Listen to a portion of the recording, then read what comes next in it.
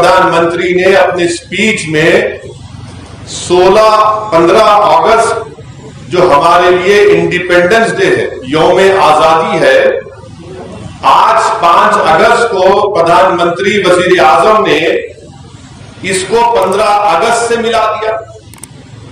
हम फिर से वजीर आजम को और देश को बताना चाह रहे हैं कि 15 अगस्त हमारे मुल्क के लिए एक आजादी का दिन है। हिंदू, मुसलमान, सिख, ईसाई, बौद्ध सबने मिलकर इस मुल्क को अंग्रेजों की गुलामी से आजाद करवाया और उनको शिकस्त दी। क्या प्रधानमंत्री ये कहना चाह रहे हैं कि 15 अगस्त से मिलाकर कि उनके चाहने वाले, उनके मानने वाले, उनको आज आजादी मिली? किसको शिकस्त दी प्रधानमंत्री, आपने बताइए। 15 अगस्त को अगर हम लाल किले पर झंडा तिरंगा लहराते हैं, बड़ी फख्र के साथ लहराते हैं, तो ये पैगाम देने के लिए कि हमने 200 साल के अंग्रेजों की गुलामी के बाद इस देश को आजाद किया।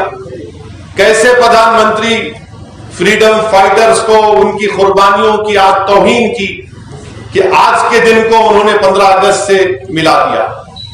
और कैसे एक टेंपल का मूवमेंट एक मुल्क के बराबर हो सकता है? How can a temple movement be equated to a country?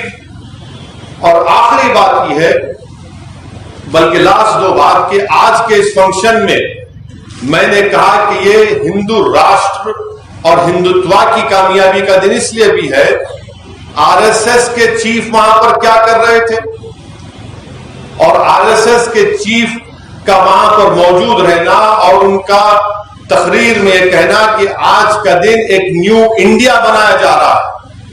कौन सा न्यू इंडिया बनाने की बात कर रहे मोहन भागवत? कौन सा न्यू इंडिया बनाने की बात कर रहे?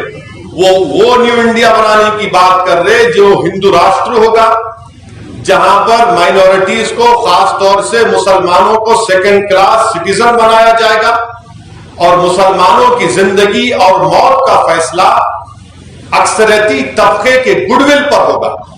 यह मोहन भागवत का पैगाम है। और आखिरी बात यह है कि आज का दिन इन सेकुलर, नामनिहाद सेकुलर पार्टीज के लिए भी, उनके लिए, उनके तमाम secular, so called secular parties और खास तौर से कांग्रेस पार्टी, इन्होंने एक आइडेंटिकल एक बयान दिया।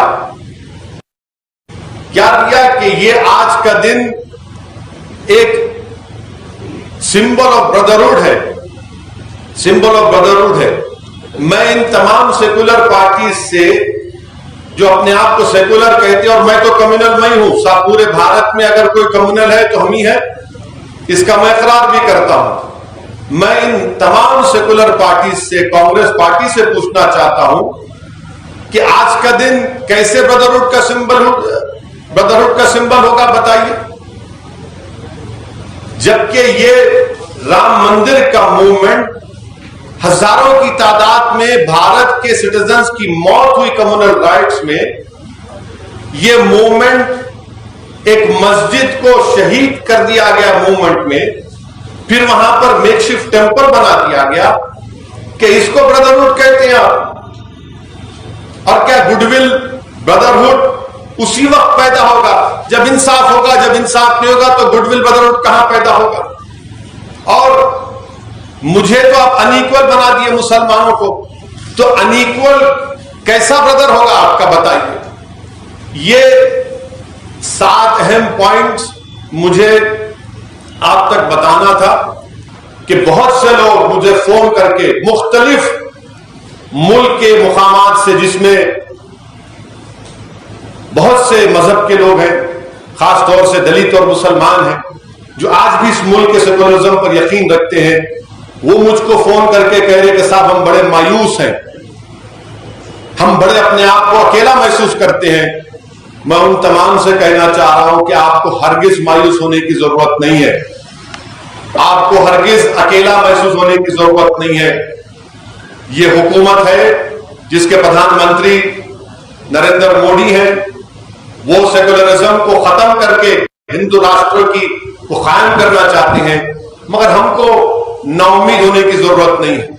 मुझे यकीन है कि आज भी हमारे मुल्क इंडिया में ऐसे करोड़ों हमारे हिंदू भाई हैं जो हिंदुत्व की आइडियोलॉजी को नहीं मानते और कभी नहीं मानेंगे। मुझे यकीन है कि हम और वो और दलित हमारे भाई जो कभी नहीं मानते हिंदुत्व की आइडियोलॉजी को, ये वक्त जमहूरी तरीके से हिंदू राष्ट्र के रास्ते को जो क़याम किया जा रहा है, उसको स्टैब्लिश किया जा रहा है, उसको डेमोक्रेटिक तरीके से रोकने की जरूरत है।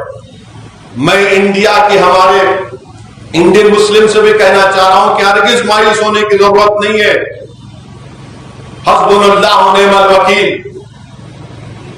आपको हरगिज मायूस होने की जरूरत नहीं है। हमारा काम जिद्दोजहद करना है, हम जिद्दोजहद करते आए हैं। हमारे बुजुर्गों ने बाबरी मस्जिद को बचाने की कोशिश की हमारे सेकुलर हिंदू भाइयों के साथ, मगर तमाम सेकुलर पार्टीज ने हमको धोखा दिया। आज भी हमको कोशिश करना है। मैं आपसे यह कहना चाह रहा हूं कि इंसानियत की तारीख गवाह है कि जब कभी भी नमरूद आया, जब कभी भी फिरौन आया और जब कभी भी यजीद आया, तो अल्लाह ने हुसैन को पैदा किया, अल्लाह ने मूसा को पैदा किया, अल्लाह ने इब्राहिम को पैदा किया। हमारा काम इंसाफ के लिए लड़ना है। ये बाबरी मस्जिद की लड़ाई इंसाफ की लड़ाई है, ये कोई मुसलमानों की लड़ाई नहीं है। ये भारत के संविधान को बचाने की लड़ाई है, ये भारत इंडिया की रूह को बचाने की लड़ाई है। और ये जिद्दोजहद हमको जारी रखना पड़ेगा। और ये एक्सपोज हो चुके हैं, देखिए इन्हीं सेकुलर नाम लिया सेकुलर पार्टीज की वजह से आज मुसलमानों में इस तरह की एक एप्रीहेंशन, इस तरह की सोच पैदा हो रही है। मगर मैं उन तमाम भारत के इंडिया के हमवतनों से कहना चाह रहा हूं कि हमको मायूस होने की जरूरत नहीं है। आप अपने आप को अकेला हरगिज महसूस मत करिए, बल्कि हिम्मत और हौसले के साथ हमको जिद्दोजहद करना है। आज ये खत्म नहीं होगा, ये जिद्दोजहद जारी रहेगी। जैसा कि मैंने कहा कि बाबरी मस्जिद है और इंशाअल्लाह ताला सुबह क़यामत तक मस्जिद रहेगी। नमरूद और फिरौन और यजीद वो लोग हैं जो इख्तिदार की कुर्सियों पर बैठकर ये समझते हैं कि वो खुदा हैं, जो इख्तिदार की कुर्सियों पर बैठकर ये समझते हैं कि वो जो बोले सच है और जो उनके खिलाफ बोले उसको दबा दो, उसको कुचल दो, उस पर जुल्म कर दो, उसके वजूद को मिटा दो। तो अगर कोई ये कर रहा है तो आप जानते हैं कि ये कुदरत हर चीज को बर्दाश्त कर सकती है, मगर कुदरत किसी के गुरूर और तकब्बुर को बर्दाश्त नहीं कर सकती। और अगर कोई ऐसा कर रहा है तो आप भी देखेंगे। इसीलिए मैंने मिसाल दी कि अगर फिरौन है तो मूसा है, अगर यजीद है तो हुसैन है, और हम हुसैन के चाहने वाले और मानने वाले हैं। इंशाअल्लाह ताला हमको यकीन है कि हम जमहूरी तरीके से इस मुल्क में कॉन्स्टिट्यूशन में जो हमको राइट्स दिए गए उसको हासिल करेंगे, उसके लिए कोशिश करेंगे। मगर मैं उन तमाम सेकुलर जहन रखने वाले तमाम लोगों से अपील कर रहा हूं, चाहे हिंदू हो, मुसलमान हो, दलित हो, आदिवासी हो, सिख हो, जरा आप इंट्रोस्पेक्शन कर लीजिए कि जिन पार्टियों को आपने वोट दिया था वो इस मुल्क को किस दहाने पर लाकर खड़ा कर दिए। देखिए सेकुलरिज्म के नाम पर किस किस ने आपको दबा, किस किस ने आपको 6 दिन के नाम पर मुल्क में बेरोजगारी हर नौजवान का मुकद्दर बना दिया। मेरी आपसे गुजारिश है कि आप इस पर सोचिए। यकीनन आप मुझसे नफरत करेंगे, करते रहिए, मुझे उसकी परवाह नहीं है, क्योंकि एक असदुद्दीन ओवैसी इस मुल्क के लिए एक जर्रे के बराबर भी नहीं है। मगर मुल्क बड़ा है, मुल्क किस राह पे जा रहा है आप देखिए। Sir, Mamata Banerjee also one of those secular leaders that you've been talking about who have maintained silence on it. Yes, everyone has maintained a radio silence. Everyone has maintained a radio silence. Why? Because they are worried about they will not get that particular section of society over. That is why this is a deliberate silence. This is a deliberate silence. If not today, when will you raise your voice? Please tell me. When will you raise your voice? If not today, this is the time to raise your voice, to protect the secularism, the basic ethos of this country. By your silence, you are acquiescing, you are supporting the Hindutva ideology.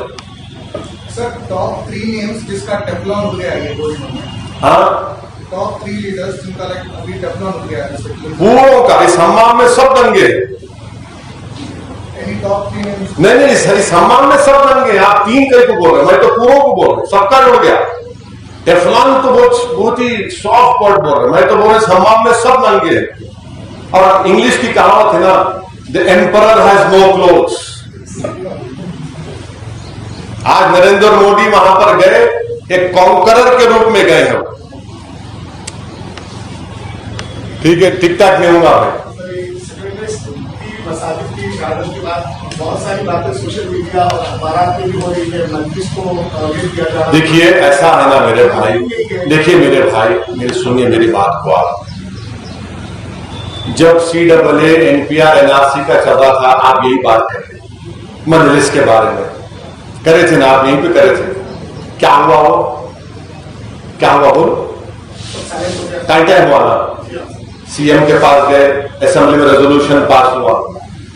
मैं इनको बोलना चाह रहा हूं भाई साहब, आप हमारी मुखालिफत करना है करो, मगर हर चीज पे ले जाके दूल्हे भाई को बिठा देना ये तो अच्छी बात नहीं है ना। मैं चीफ मिनिस्टर हूं क्या? मगर हाँ सुनिए, आप देखिए, आप बहस करना चाह रहे हैं, आ जाओ कुर्सी लाइव टेलीकास्ट कर लेंगे। नहीं सुनो, ठहरो, इतना बेचैनी कहीं को जरा थोड़ा तो ठहरो, जरा पानी पिलाओ। देखिए जो कोई बोल रहे हैं वो मजलिस की मुखालिफत में बोल रहे हैं, उनका इख्तियार है, बोलते रहो, मेरे को फिक्र नहीं, मगर काम तो हम ही करेंगे जमीन पे इंशाअल्लाह, और अल्लाह ने चाहा तो यकीनन हमको कामयाबी मिलेगी। और कुछ है भाई? हमारे कृष्णा गांधी आशीष हाँ नहीं लाइव, अरे टाइम्स नाउ वाले आप कमेंट बैठे बोलो भाई। मैं टिकटॉक ने जाने का अगर ये क्वेश्चन आप जवाब दे देंगे तो कंटेंट ऑफ कोर्ट नहीं समझते कैसा? आप बात करके I am really thankful to, मैं भूल गया। देखो आप लोग सवाल करें तो दिमाग में आती बात। बाबरी मस्जिद का जो डेमोलिशन हुआ ना, यही संघ परिवार जाकर सुप्रीम कोर्ट से परमिशन लिए थे और सुप्रीम कोर्ट उनको परमिशन दिया। अगर परमिशन नहीं देता सुप्रीम कोर्ट तो शायद 6 दिसंबर को शहीद नहीं होते। वो कंटेम्प्ट पिटीशन अब तक हियर नहीं हुआ मेरे भाई। आप बिलीव कर सकते हैं कि सुप्रीम कोर्ट में कंटेम्प्ट पिटीशन अभी पेंडिंग है बाबरी मस्जिद के डिमोलिशन का। That is not yet here. I pray and hope that the Honorable Supreme Court will hear this contempt petition also. और मैं सुप्रीम कोर्ट का कोई कंटेम्प्ट नहीं कर रहा हूं, मैं तो कह रहा हूं कि सुप्रीम कोर्ट आखिरी कोर्ट है हमारा, आखिरी अपेक्स कोर्ट है, फैसला उनका फाइनल है। सुप्रीम कोर्ट के फैसले से हम डिफर कर रहे हैं और डिफर करना कोई गुनाह नहीं है मेरे भाई। इसीलिए जस्टिस JS वर्मा ने, जो सुप्रीम कोर्ट के बहुत बड़े लीगल ल्यूमिनरी थे, जस्टिस JS वर्मा ने क्या कहा, supreme court is supreme but not infallible. JS Verma ने बात कही थी वो, मैं कोई नहीं कह रहा, मैं तो आपको फैक्ट्स बता रहा हूं, फैक्ट्स बता रहा हूं। लेकिन आप ही बोले थे कि सुप्रीम कोर्ट का जो भी हाँ बिल्कुल बिल्कुल, whatever suits you, no Prasad साहब, supreme court decision is final, who says is not final? then why do you say it's not infallible? Supreme Court is because JS Verma said it. And who's JS Verma, who knows more law than you, who happens to be Chief Justice, and you know JS Verma also.